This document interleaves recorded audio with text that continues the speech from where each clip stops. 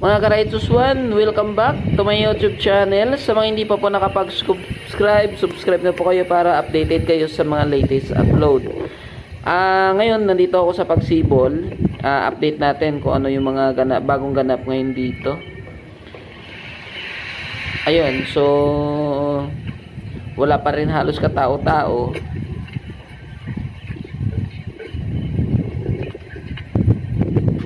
Ang marami lang dito yung yung aso. Daming aso sa kalsada. Yung dumi ng aso nagkalat lang din sa kalsada. So siguro ito yung dapat aksyonan nung presidente natin dito sa Pagsibol. So dapat naka-require dun sa may-ari ng aso na dapat yung aso nila hindi yung pagala-gala lang kung saan-saan.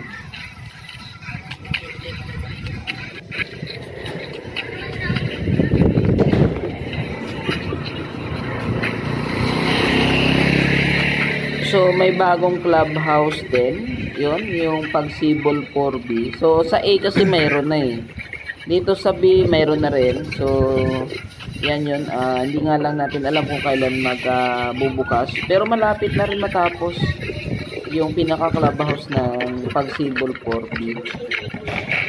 Maganda dito yung hapon. Yan, so yan yung ganap dito. Mga bata, yan, lagi nasa basketball court.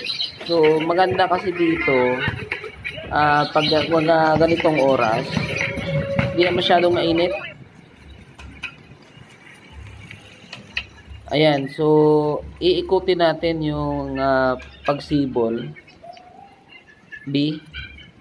So yun, daming dumi, daming kumbaga yung damo ba hindi na lilinisan. So hindi natatanggal.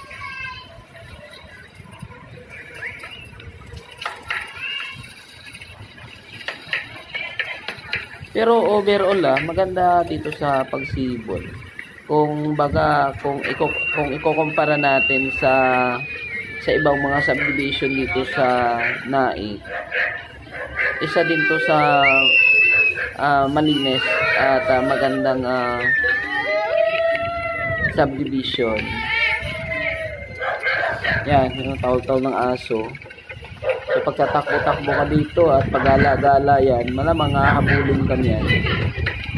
So dito sa kabilang dulo kasi ng Pagsibol 4B, may ganyan, palaruan din ng bata. Maliban din sa kabila kasi basketball court So dito more on parang pasyalan ng mga bata.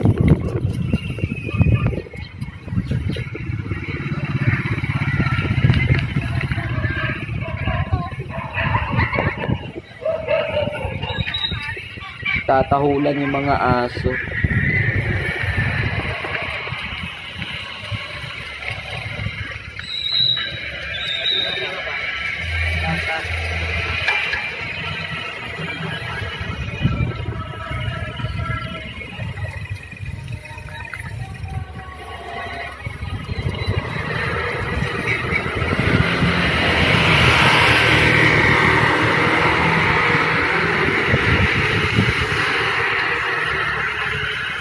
Dito kahit saan may mga tinda-tindahan So maganda kasi dito marami ng tindahan. So kahit saang kanto lang may makikita kang tindahan. So maganda sana dito pag nalinis to yung mga damo-damo. Inya lang, so wala sigurong maintenance pa. So marami rin pa rin kasi mga bahay dito na bakante. Siguro baka hindi lang nauwi anong may-ari. Kasi malinit kasi dito.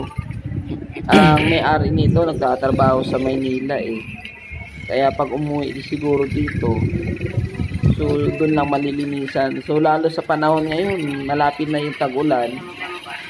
So dapat pasyal-pasyalan din to ng mga may-ari yung bahay nila dito para hindi tumaas yung pinakadamo.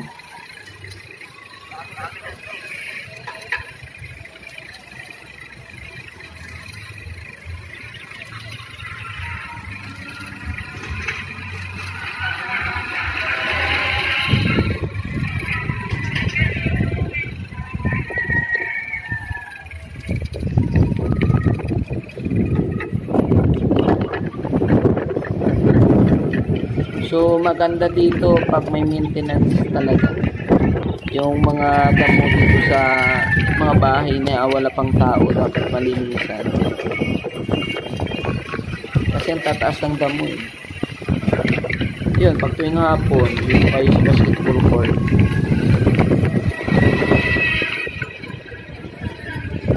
Dito, kailangan dito dapat kumuha na kayo ng ID kasi ang alam ko dito kailangan required ng may ID pag pupasok. Tapos doon sa mga may motor or sasakyan, dapat may sticker na rin kung nakakabit doon sa pinaka sasakyan nyo para hindi na kayo sisitayin sa guardia.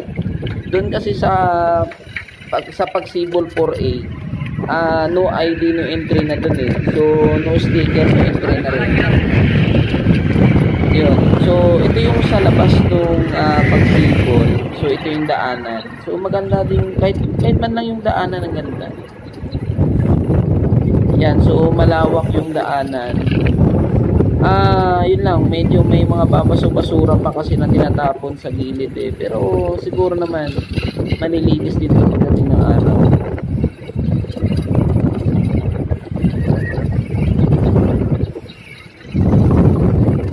Yung kabila naman na to pag sinag. Yan.